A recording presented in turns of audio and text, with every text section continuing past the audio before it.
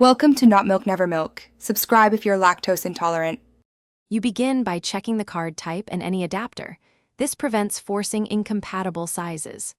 Once done, power constraints aside, hold the card by its edges so you don't contaminate contacts. Make sure to orient the card so the notch and gold contacts match the reader slot. This alignment matters because incorrect insertion can bend pins or block electrical contact. Now slide the card gently toward the slot opening until you feel light resistance. No force, so the card starts seating correctly. Once the card is aligned, push it in steadily until it clicks or sits flush. That click indicates the latch or pins engaged and ensures solid electrical contact. If you're using a micro SD and an adapter, slide it fully into the adapter first, because a loose micro SD can lose contact inside and fail to mount.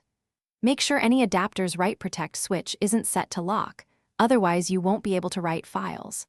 For external USB readers, confirm the reader's connector orientation before plugging it in to avoid damage. You finish by connecting the reader to your computer or camera and watching for a mount notification. That confirms successful contact and power.